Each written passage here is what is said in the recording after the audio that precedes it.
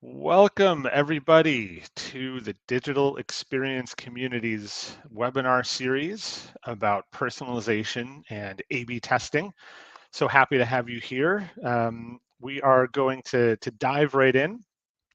So today's webinar is really just the introduction to an entire series of discussions around what is personalization, what is A/B testing, how does it work in a composable world? I think for those of you who have been around for a long time, this concept of composability is new, and everything changes just a little bit in that universe. So we're going to have some discussions about that and hopefully learn quite a bit. So today we'll do some introductions to the DX community.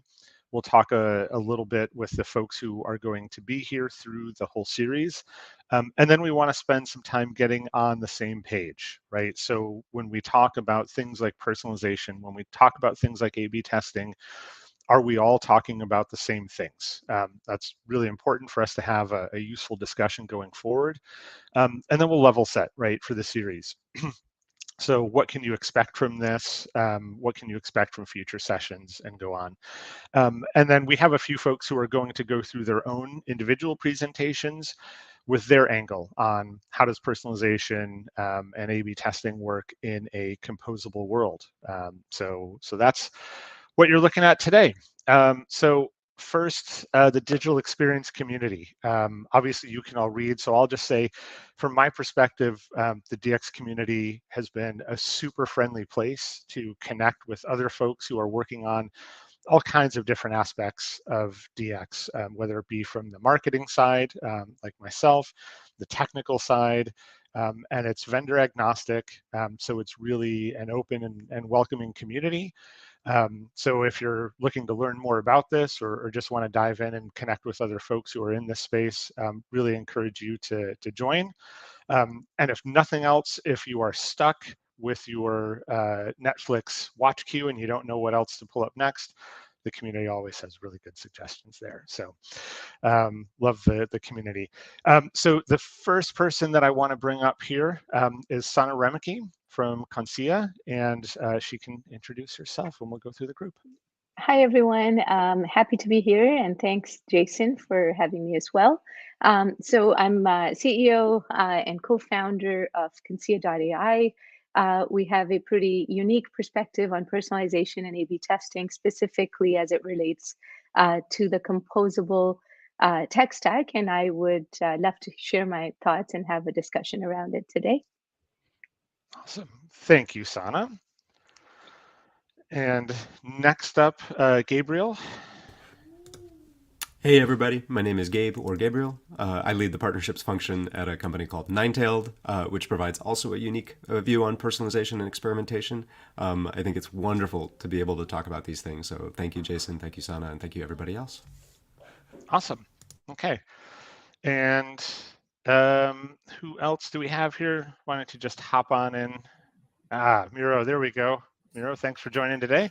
Hi everyone. Thank you for inviting me. So my name is Miro, or Miroslav Jirku. I am Director of Product Marketing at Kentico.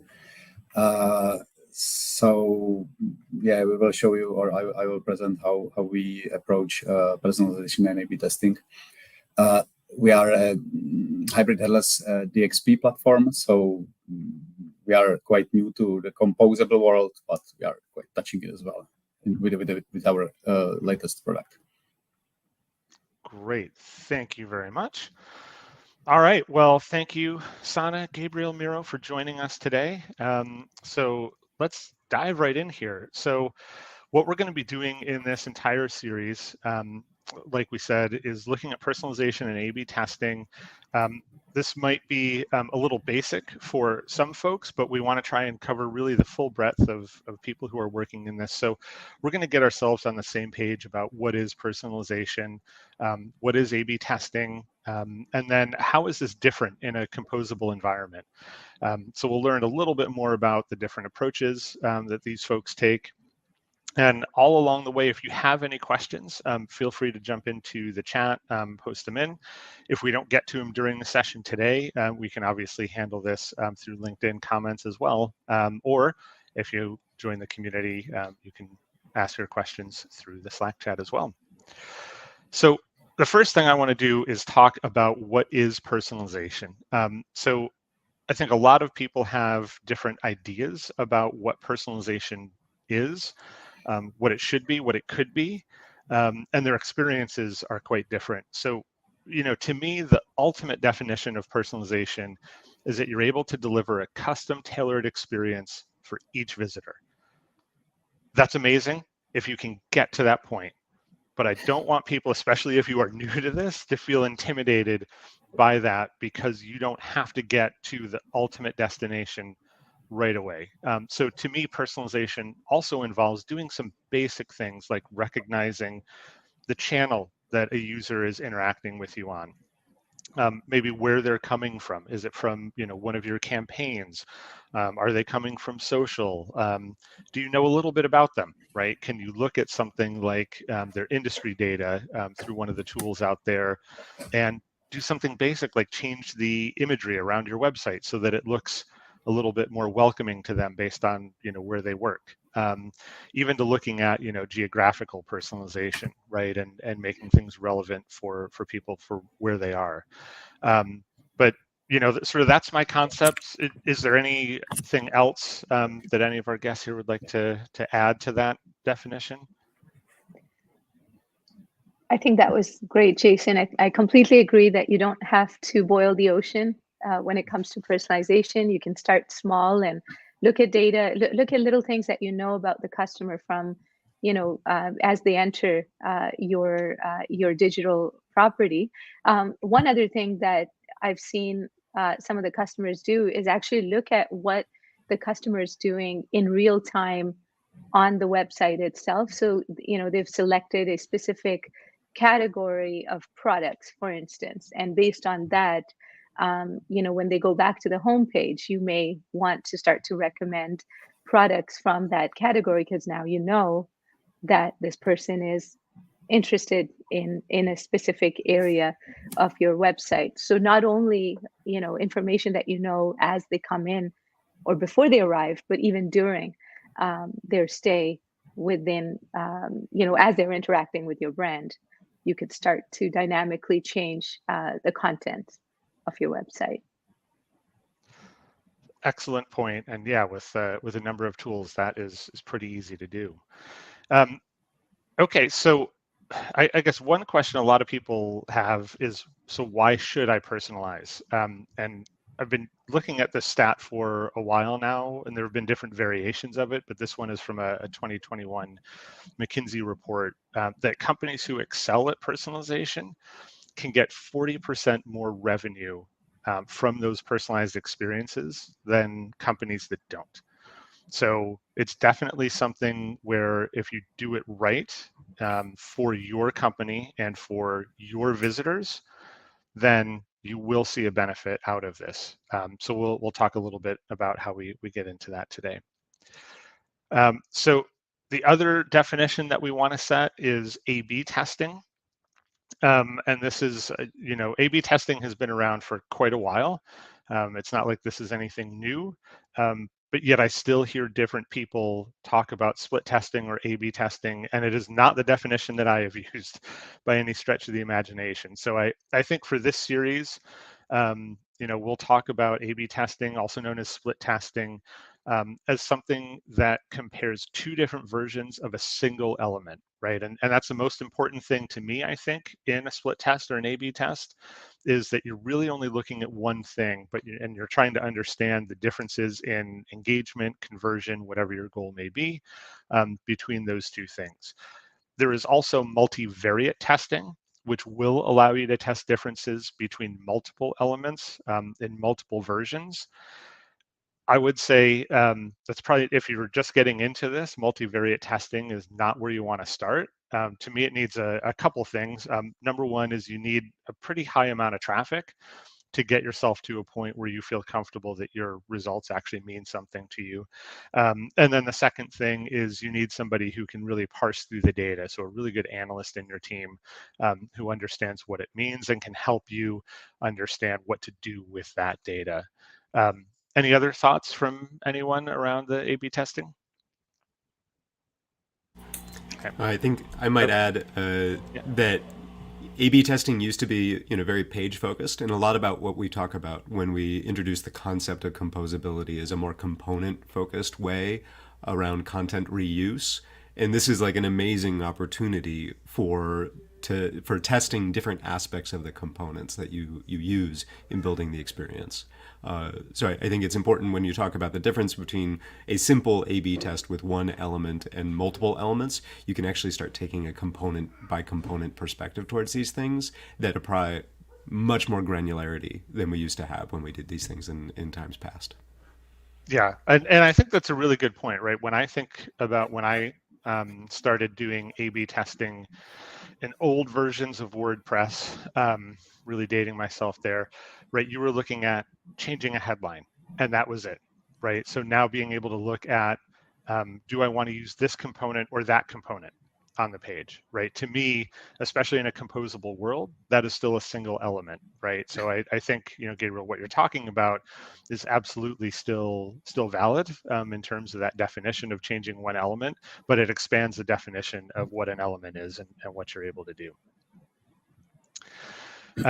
And again, so for those of you who haven't really been deep into the testing, why do you want to test? There's a number of different goals, and that's really what you need to start with whenever you're doing any kind of testing program.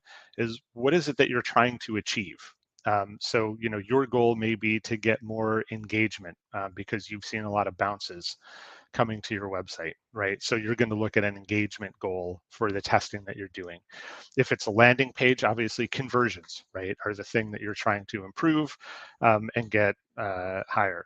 The other thing that you can do if you're not sure about which direction that you want to take, and I've certainly used this a lot in my career, is de-risking decisions by doing some testing first before you make a large investment and getting some sense that there's actual data behind the decisions that you're making, and it's not just the highest paid person's opinion, which I think all of us have definitely dealt with in our careers. So anything else that folks have seen through A/B testing? I think one of the things that I might add is going back to what you said earlier, Jason, about when it comes to personalization, we're seeing 40% increase in engagements or conversions and whatnot. A/B testing is really a way to test that hypothesis or that statistic, right? If without any kind of reporting, without any analytics within your tool set, you can't really be sure about what the gains were for any of the efforts that you've made on your digital property. So A/B testing essentially gives you that ability to really be sure about what you're doing, as you said, and also just confirm the results. Excellent point. If I could add, Jason, well, you spoke about the multivariate testing, that it's something what you would wait with. From my experience, when I was in B2C companies, like antivirus companies, where we had like dozens of thousands visits per in a few hours, so it was very easy for ABC testing. We could afford it with such a high traffic. We actually started with kind of multivariate testing just to come to one version which later we A/B tested. So we pretty much, started with not slightly, but quite very different conversion pages. It was a freemium business, free antivirus. We wanted people to convert to the paid version. So we could afford with such a high traffic in a few hours to run a multivariate testing just to see which of the page which used to have back then like very different templates performing the best. And then we were drilling down to this best performing page with A/B tests, ABC tests, where we were playing just with a little greedy differences. But like it's kind of like opposite approach from my past years. And would you say, Miroslav, in that team, were they a fairly experienced team, or were you able to do this with a team that did have some junior folks in it? Well, it was a mixture. It was like 2009, 2010, so it's been a while ago. there were no tools for that apart from Google Experiment, or how was it called back then? And we provided just 2, 3, 4, 5 URLs with different versions of the pages, and measuring the conversions on the pages, and then it was partially manual back then. Well, thankfully those days are gone. But thank you for bringing that in, and that certainly has not been my experience. And that's probably one good point for this series is my experience with all of this, and especially in the composable world. Is only one aspect of this. So, really want to encourage everyone to speak up, bring their own opinions. And those of you, again, watching, if you have thoughts that you want to add, please drop them in and as well around this. So thank you, Miroslav, for that. Okay, so the next thing, and this is an element, and I probably should have introduced myself a little bit more at the start here, but what does composable DXP mean? And this is an honest question from me. So a little bit about my background and full disclosure in this space. So for the last 2 years, I've been in a completely different space. But before that, I was 4 years at Sitecore and leading the web and digital marketing team there. So as I left, composable was just starting to really become a term that people were using. And it seems like in the 2 years that I've spent in a different space, it has become the hottest. It's hotter than Taylor Swift right now. So, I'm coming to this with a lot of learning. So the definition that we're going to talk about on the screen is what I've been able to cobble together as I started to swing back and pay more attention to the DX space. But would love different opinions, right, from our guests here. So to me, the biggest thing is it's assembled from the best solutions for your specific situation. And this is the biggest benefit for me, right? As somebody who's bought monolithic over the years, I've constantly been making decisions about, well, I really like this aspect of the system, and I'm going to live with this aspect of the system. And I think that's been frustrating to a lot of folks for a long time. And to me, that's the most exciting part about composable is I'm able to finally pull together the best bits and bobs that work for me. And what works for Sana or Gabriel might not work for me and Miro, right? So we might need different solutions because our brands are different, our customer sets are different, et cetera. So also, it's a really API-driven approach, right? And that's what allows you to do the plug and play. And I wish my old boss Ian Lowe was here so we could talk about microservices back in 2013, 2014. He said this every other sentence, but now I think this is really coming to the fore. And again, flexibility, right, really is to me the most important part of the composable element here.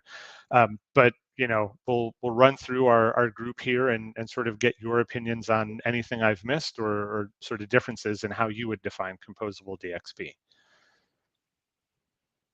I guess I can start. I think the definition is correct. You're building a best of breed or best of need type of stack for yourself instead of buying an all-in-one DXP typically from one vendor. So that's absolutely true.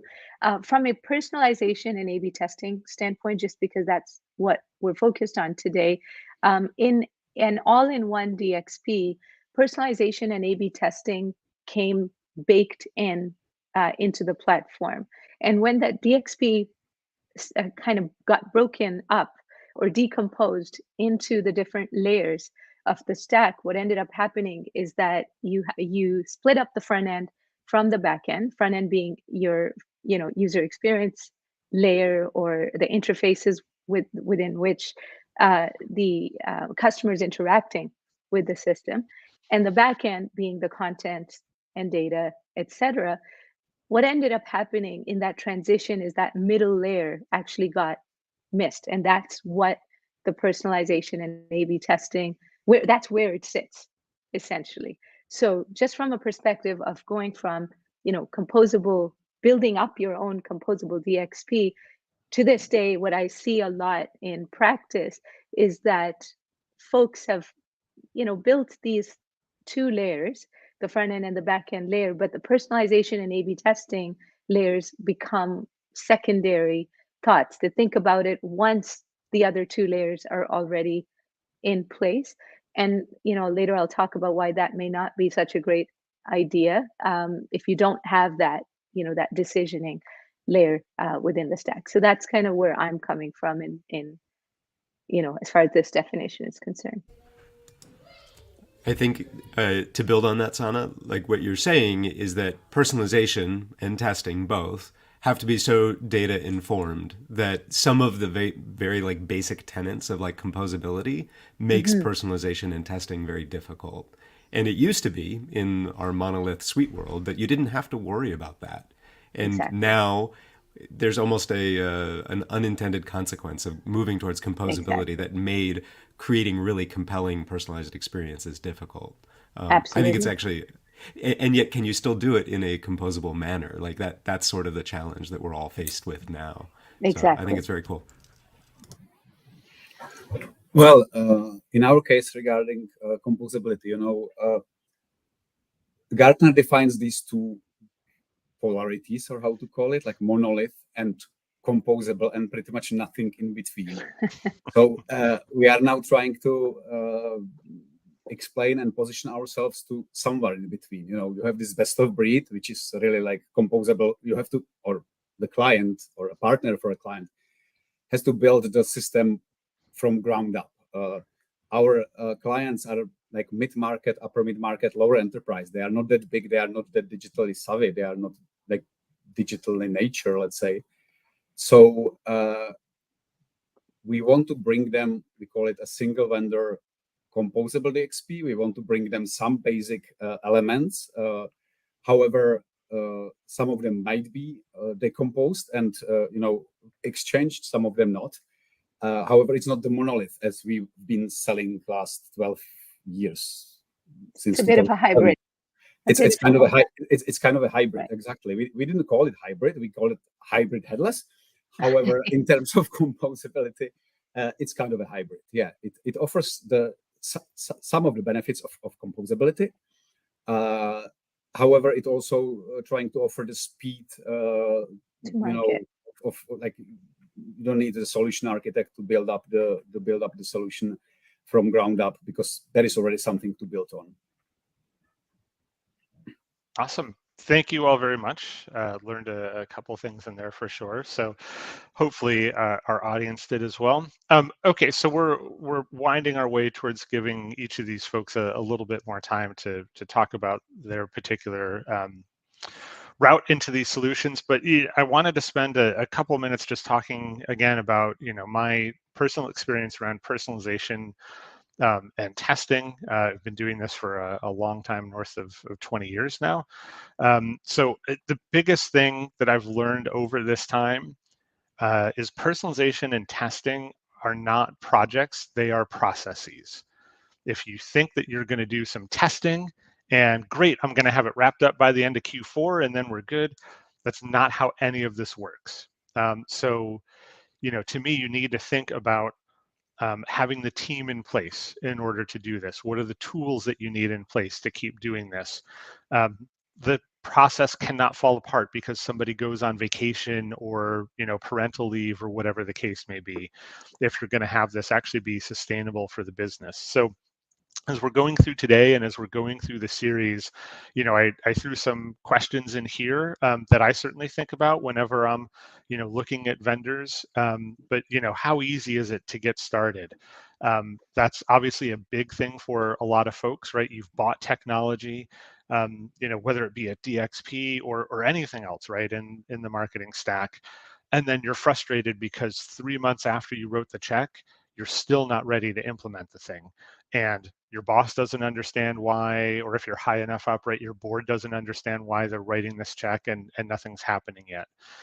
So, what does getting started actually look like? What wins can I see along the way? I'm always curious about that, right? Because people who aren't day-to-day involved in the project have no idea what you're working on. And they want to see wins because that's their entry point into the project and what you're working on. So, how can you build until you get to that nirvana, right? Where every user who comes to your site has a different experience.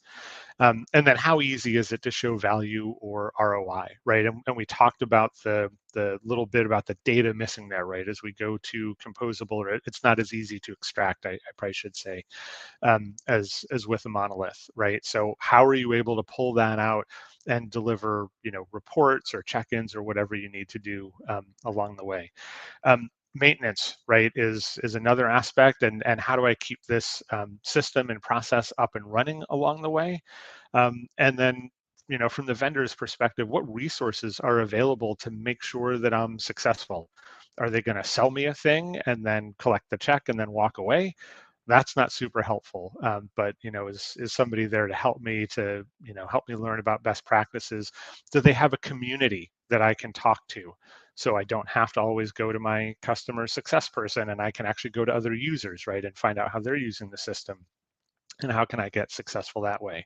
But those are some of the questions that I have in mind. I'm sure a lot of you have your own questions, but just sort of keep these things in mind as we're looking today, and then especially as we do our deep dive with each of our vendors over the next few weeks here. So now we get to talk to each of these folks or hear them talk to us individually for a little bit. So I guess I'll just go sort of top down on the screen here. And Sana, if you want to start screen sharing and take it away. Yep. Do you see my screen? Just making sure. I don't see it yet. Okay, I think we should have that showing up. Akshay may not be there anymore to show the screen. I think he needs to bring that up before we do that. But I think I can try to speak to it without the slides. It's going to be a little bit difficult to do so, but let me give it a shot. Let's give it a try. All right. So as far as Consia is concerned, you may have heard me talk about this, through various posts and articles that I've been writing. But we see Consia as the brain of the composable stack. So earlier I was talking about the move from the DXP world to the headless stack, and what ended up happening is that the decisioning part of the stack ended up going missing. We have the front end and the back end, and a lot of the implementations that we see in practice basically put a lot of the business logic and the integration logic to all the various backend systems right in the front end layer, which is essentially hard coded logic around what the customer should see at what point within what context, etc. Now, the problem with that approach is that you have multiple interfaces that you want your customers to engage with you on. So you may have a web channel, a mobile channel, you may have kiosks, etc. And you have multiple backend systems. So you have multiple CMSs, PIMs, DAMs, etc. And if you put all of the logic for what the customer is going to see in what context, i.e., personalization and A/B testing type of logic in your front end, you're essentially creating a fragmented um, experience for the customer across all of these different channels. So what Consia essentially does is it reintroduces within a headless stack the brain of the stack. So headless, I always laugh about this, should not really mean brainless, right? Head is composed of two things. It's the face, so what the customer sees, and the brain. The brain is what decides what the customer should see. And that brain needs to be controlled by the business teams and not by development teams, right? So what we're essentially bringing back is the business user control over what the customer should see in a composable stack, regardless of what the front end may be, and regardless of what the back end may be as well. So we sit in the middle of the stack. We connect to every backend system as long as there is an API to it.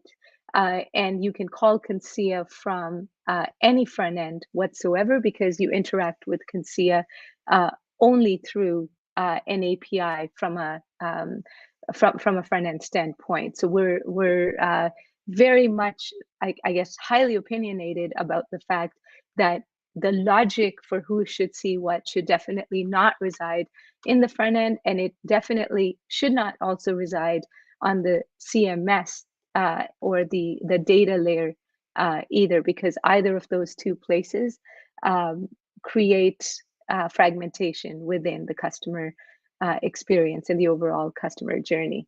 So I'm not sure. Oh, you are seeing my screen. I wasn't even seeing my screen all this time. This is great.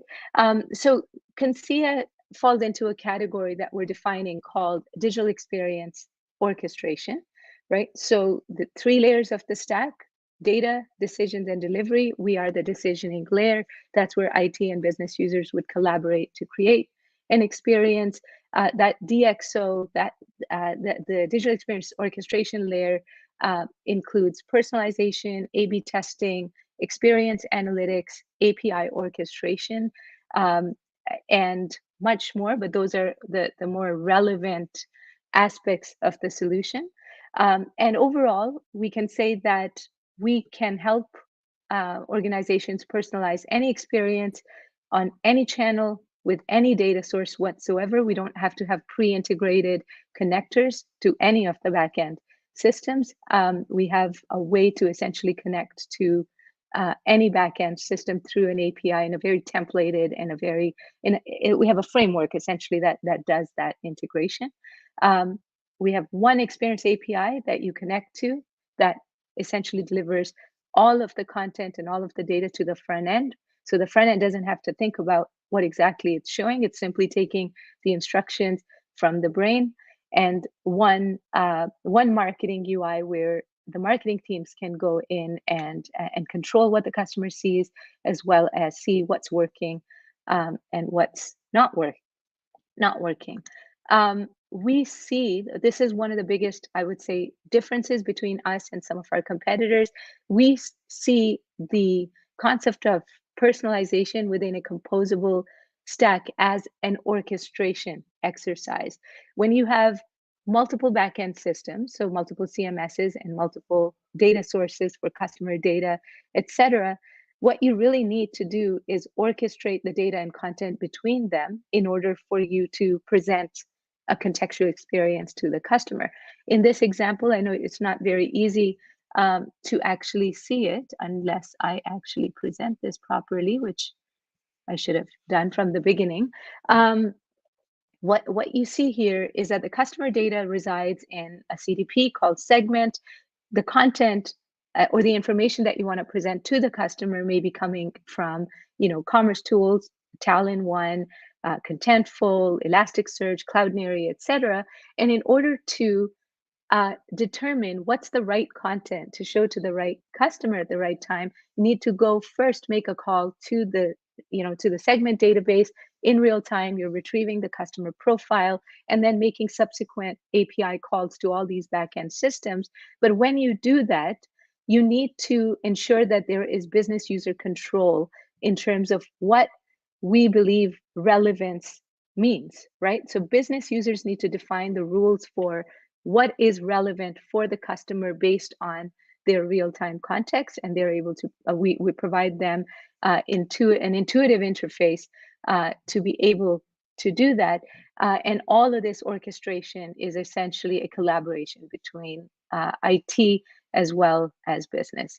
This is the last slide, I promise. I don't know if I've taken my full 5 minutes yet, but Consia versus the competition, as I said, we can connect to any backend system whatsoever without actually having a pre-existing plugin or a connector. We provide personalization as a service, so no logic is sitting in any of the SDKs that we're providing. All of the logic is sitting in that box in the middle, in that brain, and is configurable and accessible through an API. We provide unified customer profile plus segmentation capabilities because we're able to collect information about the customer in real time and from other sources and give business teams the ability to segment the customer into audiences so that we can, provide them the right type of experience. We don't do any kind of content tagging on the CMS side whatsoever. We believe that content should not be aware of the context within which it is being displayed. Content, of course, can be self-descriptive and should have the metadata to describe what it's all about, but the personalization rules and the logic should really determine what the customer should see, what type of content the customer should see based on what we know about the content. And we're able to, since we're able to do API orchestration, we can connect to backend data sources and systems like Cloudinary that do real-time logic on the content that they provide. For instance, Cloudinary is able to provide a transformation API to their images and videos. And because we're connecting to Cloudinary in real time, we are able to leverage the capabilities of those backend systems in combination with the rules that we provide to the business users to get the right content transformed the right way in the right context as well.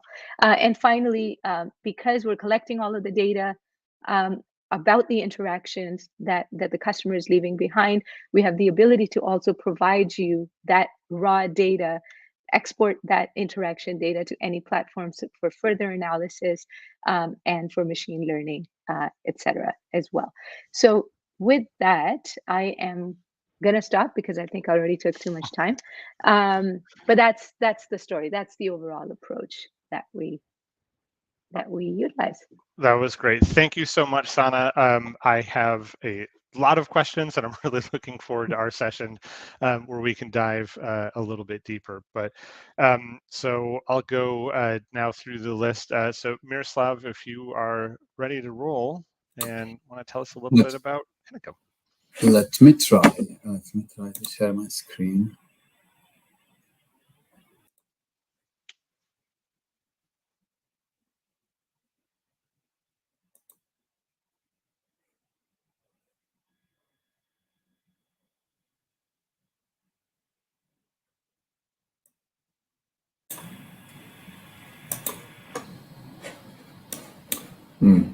I don't know how to do that actually here. Let me try again.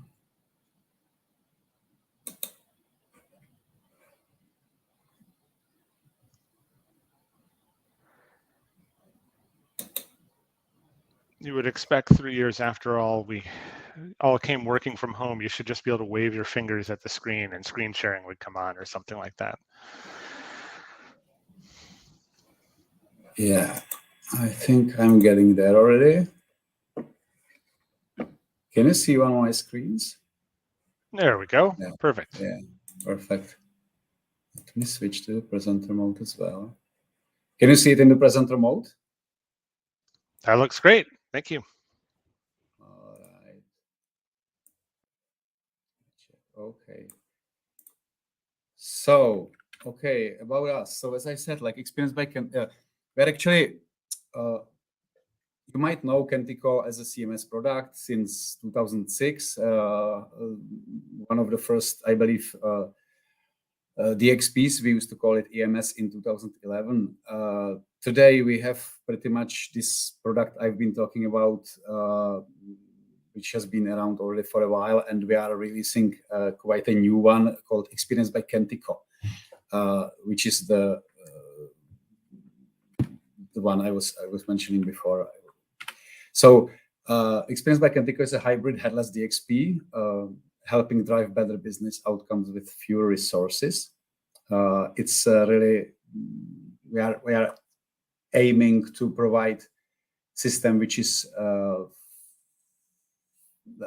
fast to market, which is not that difficult to set up and so on. As I mentioned before, our clients are upper mid-market or lower enterprise, so nothing like digitally native companies. Most of them are like financial institutions, manufacturing, professional services, and so on. So that's also why hybrid headless.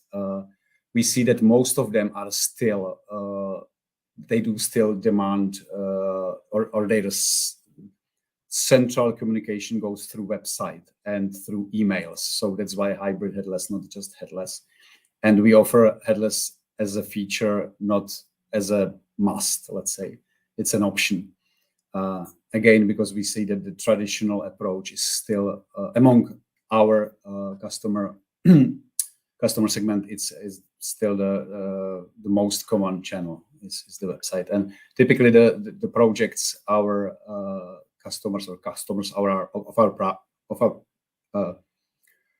partners, because most of the projects we deliver through our partners are coming, the whole project, with a price tag in a few hundreds of thousands of dollars, nothing like millions and more. This is something what we developed, is digital experience maturity model, and we pretty much cover the customer base somewhere between hamlet and village to metropolis, nothing like megapolis. There are those really pure Mach composable solutions. So these are typically teams of 2 to 10 marketers and developers. They have some localizations. They have some of them have multiple websites. Most of them are using A/B testing for emails. Some of them are using A/B testing for websites.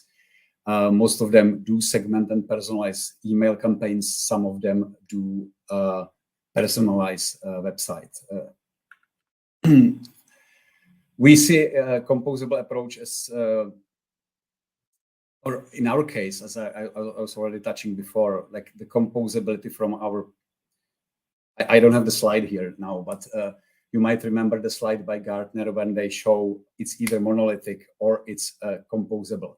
So we are trying to fit somewhere in between, because with our client base, we are really not, or they are really not there where they would be able to build the solution from the ground up. So we are the one who is providing the solution. It's by single vendor, by us. However, there is still flexibility to compose via API or integrate with other systems. So thanks to the headless API, it's possible to compose on top of what we provide, and again, like decompose of some of the components, or capabilities. Not all of them, but some of them are kind of decomposable. So this is how we see the composable space or approaches. We are this one in the right, while the typical Mach definition is the best of breed. You know, you have to have the architect to build it up. You really pick every single component or capability by a different vendor. Regarding the personalization and A/B testing, we pretty much provide this as ready to use from in our DXP. You see that we work with different groups and with personas, so it can be run based on the dynamic contact groups and based on personas, personalization, or there is a possibility to integrate third-party personalization, like AI-powered personalizations, where the processing is done out of our platform, but then the results are then pushed back to our platform. Email personalization segmentation can be done again on dynamic contact groups or on personas. And in A/B testing, again, it's built in A/B testing. However, the A/B testing is something that's very easy to be done anywhere outside the platform. So our approach is like to provide the good enough functionality out of the box. However, to provide also the possibility or option to integrate or compose, depending where the group code sits, with the other vendors as well. That's it. I don't know how about time. No, that was great. Thank you very much. And you brought up a couple different, interesting things here. So, one is really looking at single vendor composable. So we can dive into that. And then also you brought up email. And as I like to remind everyone, email's not dead yet. So, still a really strong channel, I think, for a lot of folks. And if you're thinking about a personalized experience, making sure your digital touch points, including email, are personalized is definitely something to think about as a marketer. So again, really looking forward to diving deep in your session. And the last but certainly not least, Gabriel here, take it away. Thank you very much. I am so psyched to be talking about these things. This is such a good conversation, and Sana and Miro, your perspectives are different than mine and so valid and good. This is really cool. Thank you, Jason. Thank you, DX community. I think that I represent three philosophical perspectives in this conversation. One, that fewer tools is better. Two, that like modern frameworks, modern front ends need to be high performance, and it's our jobs as vendors not to screw that up. And three, personalization and testing in particular need to be so interconnected with the rest of the marketing stack. Those are the three philosophical perspectives that Ninetailed has built its product to represent. And there's a couple of different ways on, yes, and by the way, I'm not screen sharing because I don't know how to use slides. But it's really important that when we think about personalization, we think about the people that are actually using these technologies, the developers, the experience designers, all of the folks that are going to be part of bringing these experiences to the front ends and ultimately to the users. How do we reach them with the most appropriate technology? How do we give them the tools necessary to succeed and build really compelling experiences? Ninetailed is a API-first personalization and experimentation solution for headless content. The first philosophical position I sort of introduced, which is that fewer tools is better, is a big part of our technology. If you don't know us very well, we're delivered as a deep integration into the headless CMS. And that is one of the most defining characteristics of what we do. So there, as a user of Ninetailed, you're not on ninetailed.com, you're inside your CMS, building your experiences, designing your audiences, all within the CMS. The second part about modern frameworks needing to be high performance. Again, Ninetailed depends very much on the delivery of different content experiences and other types of material to the front end without getting in the way. We're just an API. We use some fancy edge presence to be able to return a really fast API response that allows the experiences to be wicked fast, independent of the channel that they're displayed on. And that's really an important thing for our clients and the folks that are building with our solution. In the third case, we need to be interconnected with the rest of the marketing stack. And I think it's very important to distinguish between the rest of like the front end stack from the marketing stack. Our clients have invested a ton of effort into their CDPs, their CRMs, their email tools. And we need to be able to use those known characteristics, resolve those identities, as well as use real-time behavioral insights into what is actually going to create a compelling experience for any individual user. And that is what Ninetailed does by virtue of being an API-first solution that can connect with lots and lots of other different solutions. So those are the three sort of tenets that we bring to personalization and testing. I really look forward to our chat, Jason. I think it's going to be great. The one last thing that I wanted to mention, something that you had discussed earlier about personalization and testing being a process. I think, Miro, you talked a lot about digital maturity. Sana, you talked a lot about like orchestration. Like these things have to come together across many different teams. And it's not just that it's a process, it's that we need to measure the success of our ability to personalize content or create a good experience or test a hypothesis. And these sorts of things, they need data teams, they need front-end teams, back-end teams. You need somebody who's got a real keen insight into what actually makes for good copy, which, by the way, I am not that person.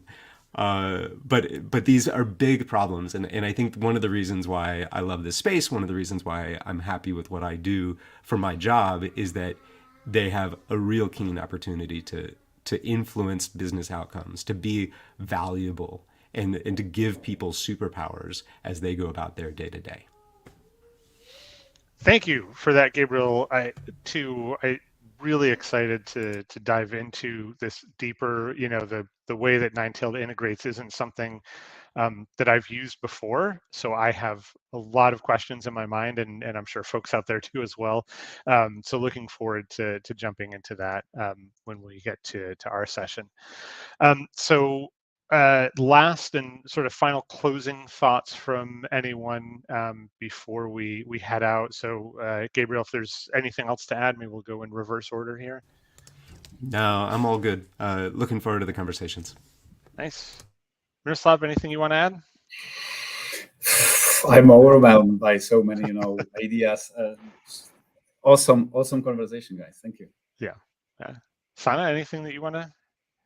No, I think we've covered a lot of ground here. I'm just happy that we could all actually participate together, even with competitors, with each other, and talk about each other's technologies from a very open perspective. We all do things slightly differently, and as you said earlier, Jason, there's lots of different approaches to solving the problem that the customers have, and it's going to depend on their unique architecture, their unique business needs. And I think we all do slightly different things, but for slightly different types of use cases as well. So there's really no size fits all. And this is great to bring us all together this way. Awesome. Thank you all very much. Yeah, I would agree with all of those. So the last thing that I will say is all of these folks are going to talk to us here. Gabriel, I think we still need to schedule your session. But as you can see, next week, Miroslav and I are going to spend an hour-ish really diving deep into Kaneko's approach. And then the week after that, note that is September 6th. That's a Wednesday as opposed to the Tuesday that the rest of these sessions are going to be on.